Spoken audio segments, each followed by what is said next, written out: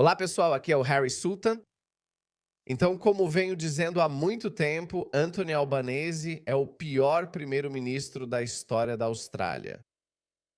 Sem dúvidas, ele é o pior primeiro-ministro. E quando olharmos para trás neste ponto da história, ficará ainda mais evidente que Anthony Albanese é o pior primeiro-ministro. Ele não está apenas destruindo o nosso país economicamente, mas também socialmente, o que eu vejo como uma ameaça ainda maior, porque sim, economias podem ser consertadas. Somos um país do tamanho de um continente, temos muitos recursos, temos muitos minerais. Podemos nos recuperar, mas do que não podemos nos recuperar é quando a Austrália deixa de ser a Austrália. E é exatamente isso que ele está fazendo. E como ele está fazendo isso? Lembra deste vídeo? Ele nos deixou muito orgulhosos da equipe de polícia de Nova Gales do Sul. Porque eu cresci na era do foda-se a polícia em todo lugar, eu costumava odiar a polícia quando era mais jovem. Mas nossos países, e não só a Austrália, todos os nossos países tomaram um rumo tal que ficou muito claro que precisamos não só de uma boa força policial, mas de uma força policial forte, uma força policial que não hesite em aplicar a lei. E mesmo que às vezes acabe sendo um pouco autoritária, acho que essa é simplesmente a natureza da coisa. Foi isso que a polícia de Nova Gales do Sul fez há cerca de uma semana.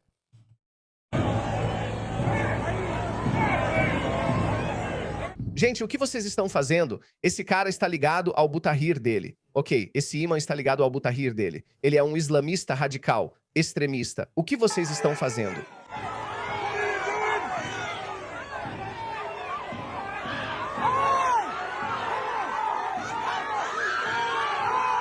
Get him out.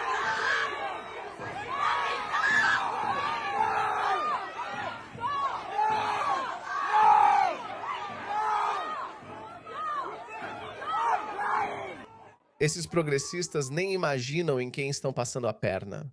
Esses islamistas, é só perguntar para eles, chegar neles e perguntar: qual é a opinião de vocês sobre mulheres, sobre homossexuais, sobre dissidentes políticos? Eles vão te contar. O que você acha que deveria acontecer com adúlteros? Muitos progressistas são adúlteros porque não acreditam no casamento ou em valores tradicionais. Pergunte quais são as opiniões deles sobre esses assuntos. Eles odeiam o Ocidente. Onde erramos?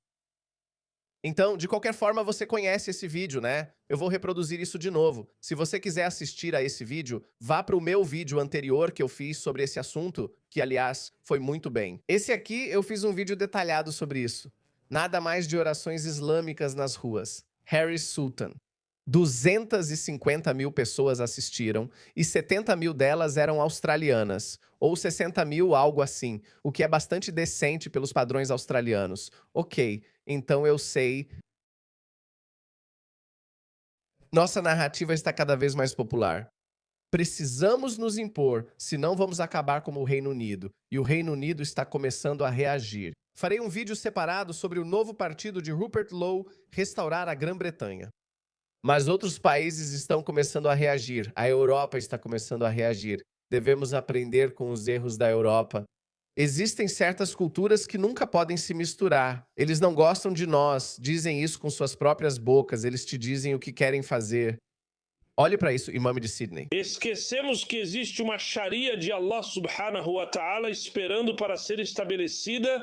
Esperando para ser estabelecida. Esquecemos disso todos os dias. Vivemos sem a Sharia de Allah subhanahu wa ta'ala e estamos sendo desonrados. Estamos sendo menosprezados. O sangue dos muçulmanos perdeu valor. Eles expressam essas opiniões abertamente com orgulho e arrogância. Devemos combater essa ideologia, essa mentalidade. Eles dizem que querem acabar com o modo de vida, governo e democracia secular e liberal da Austrália, substituindo-os pela Sharia. Eles dizem isso porque você não deveria mudar a cultura, mas em vez disso, nosso fraco e covarde. O primeiro-ministro Anthony Albanese diz isso. Ouça só. Muito empático com a dor da comunidade muçulmana pelas orações interrompidas. Sim. Você está preocupado especificamente com isso. Elmer. Acho que isso é desse cara. O Butahir dele. O manifesto declarado deles é que querem estabelecer a Sharia por meios pacíficos na Austrália, uma questão que precisa ser abordada. Porque eu acho que as pessoas precisam ter o direito de praticar sua fé em paz. Praticar sua fé em paz não inclui espalhar terror ou fazer declarações políticas. Isso não é paz. Isso é ser um incômodo para todo mundo. Aliás, esses caras receberam uma ordem para seguir em frente, mas sabe o que eles fizeram? Eles sabiam que isso ia acontecer, então pararam ali porque pensaram: ah, esses brancos têm medo de nos incomodar quando estamos rezando. E é uma ótima ferramenta de propaganda para esses muçulmanos. Essas imagens foram para o resto do mundo muçulmano e todos estão dizendo: ah, olha como somos firmes. Vocês só são firmes porque temos uma liderança política fraca. Esse é o único motivo. Polícia de Nova Gales do Sul, vocês nos deixaram orgulhosos. Queremos mais de vocês. Queremos que a polícia de Nova Gales do Sul seja assim, queremos que a polícia de Vitória seja assim, queremos que todas as principais forças policiais do Ocidente sejam assim. Esse cara está ligado a esse cara, sabe? Esse cara... Foi isso que ele disse logo após 7 de outubro. Sorrindo. E eu estou feliz, estou iluminado. É um dia de coragem. É um dia de coragem. Os irmãos dele acabaram de matar 1.200 israelenses no pior ataque terrorista.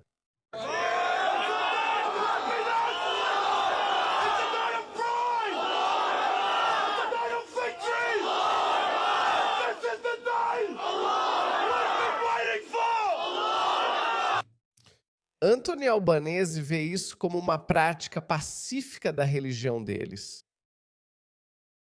O Islã é a religião mais política da Terra. Onde o Islã vai, sua doutrina política o acompanha. Veja esse imã, o mesmo que mostrei antes, por quem o primeiro-ministro demonstra pena. Lembre-se, gazeiem os judeus, grito de guerra. Qual é a verdade?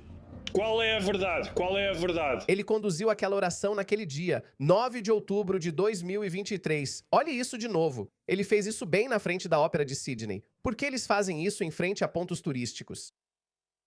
É excelente para a divulgação das mensagens e propaganda deles.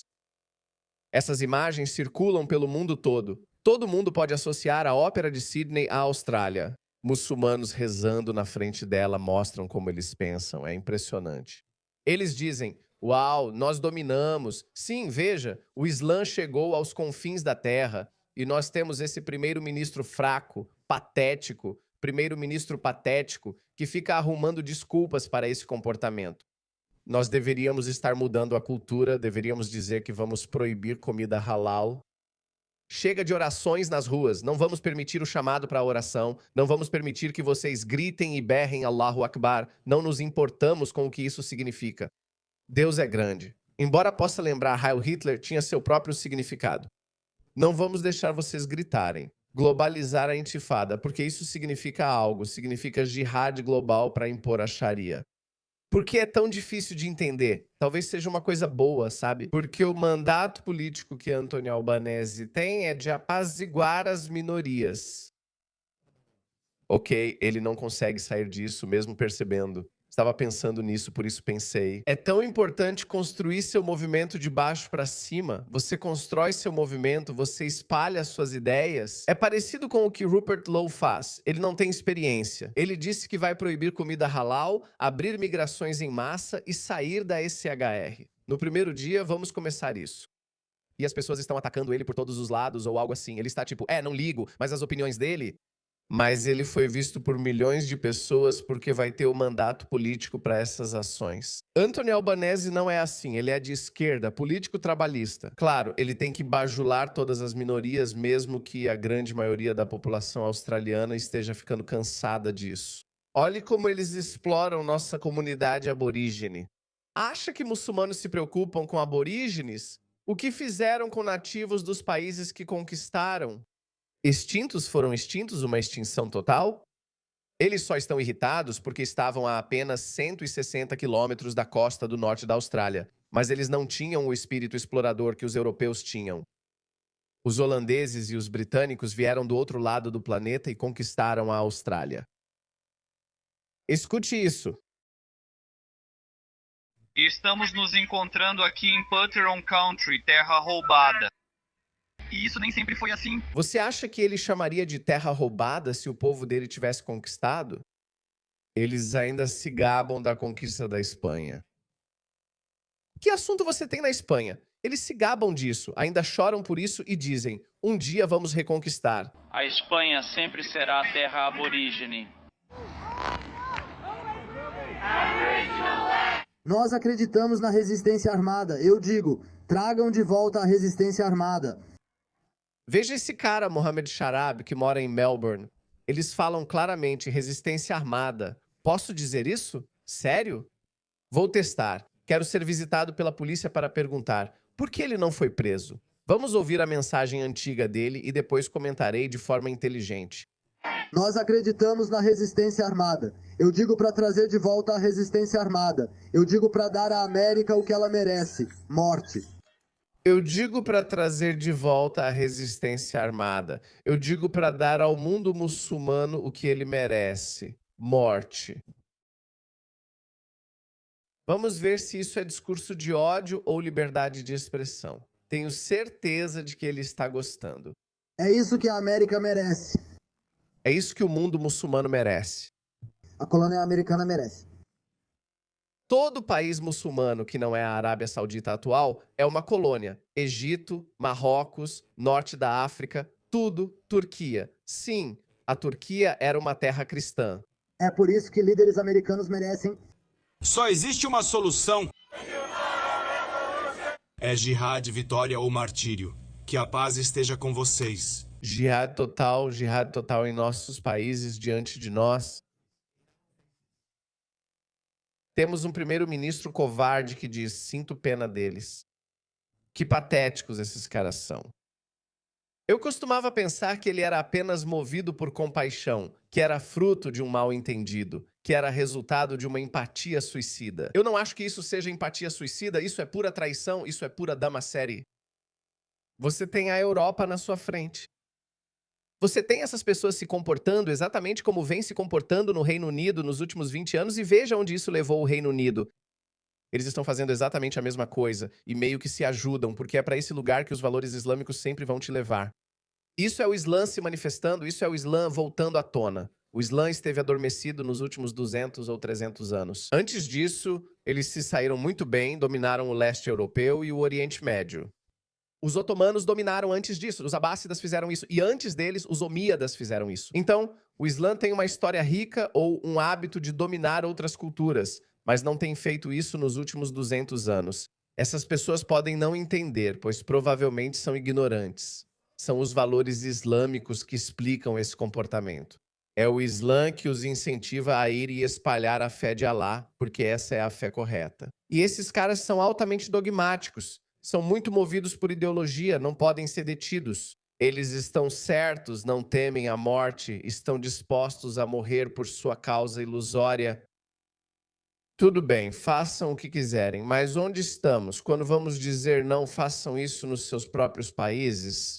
Nós não queremos ser seus dhimmys. Dhimmi significa cidadão de segunda ou terceira classe. Esse é o destino final de judeus e cristãos, não de ateus como eu, ateus.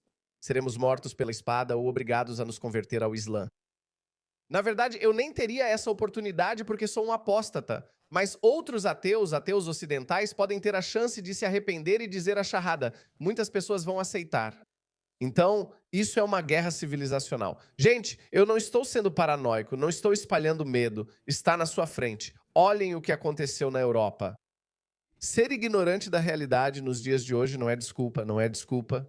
Em 10 ou 20 anos, você não poderá dizer que não viu isso chegando ou que só queria ser legal. Eu nem gostava das pessoas racistas do meu povo. Você não pode dizer isso, pois havia pessoas como nós gritando. Não somos brancos, você não pode nos chamar de racistas. Essas pessoas são parecidas comigo, pardas. Estamos te dizendo, não é uma questão racial, é uma questão ideológica. Vamos ouvir essa besteira. Falar sobre a Palestina ser livre e nos libertar. Estamos falando sobre nos libertar daqui, desta colônia até Altaroa, Papua Ocidental, Ilha da Tartaruga, em todo lugar, Saara Ocidental para o mundo todo. Para o mundo todo. Essa linguagem é muito atraente para um militante sem noção de cabelo roxo e usando piercing no nariz. É tipo, ah, sim, liberdade, anarquia, socialismo, o quê? Eles não te contam que você tem que viver sob a Sharia. Isso é o que eles não entendem. Sharia. Vocês sabem o que isso significa? Essas garotas, você não pode sair em público? Quando derrubarmos esse sistema, Quando derrubarmos o sistema, vamos substituí-lo pela Sharia. É isso que essas pessoas são. E, novamente, deixe-me voltar para ele. Nosso fraco, pior primeiro-ministro da história da Austrália, António Albanese, sente pena dessas pessoas. E ele não sente pena da sociedade australiana, do modo de vida australiano, da cultura australiana, da identidade australiana. A Austrália não é um país muçulmano, seu futuro não está ligado a identidades religiosas estrangeiras ou ideologias. Não está. Eu sou ateu. O mais longe que estou disposto a ir é que a Austrália é um país cristão. Há muitos cristãos aqui. E acho que eu ia dizer isso antes. Eu estava pensando nisso ontem, na verdade alguém me entrevistou. Acho que foi o Telegraph, não lembro. Deve sair na próxima semana. Eles me perguntaram, como você se sente sobre o movimento conservador no Ocidente? Os cristãos? Eu disse que antes era hostil com eles só por ser mesmo, porque eu era ateu e estava sob muita pressão, não pressão. Havia uma posição lógica a ser tomada nisso. Se eu rejeito o Islã, então tenho que rejeitar o cristianismo também. Mas eu percebi nos últimos 4 ou 5 anos que ateus criam sociedades ruins. Sem pressão dos cristãos.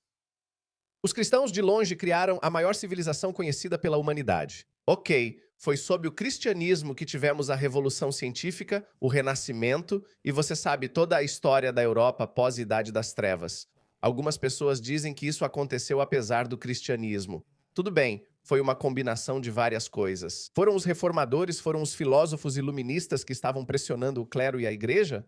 Todas essas coisas estavam acontecendo ao mesmo tempo. E claro, os Quakers, eu sabia que os Quakers tiveram um papel enorme e que os cristãos tiveram um papel enorme em acabar com a escravidão na Grã-Bretanha.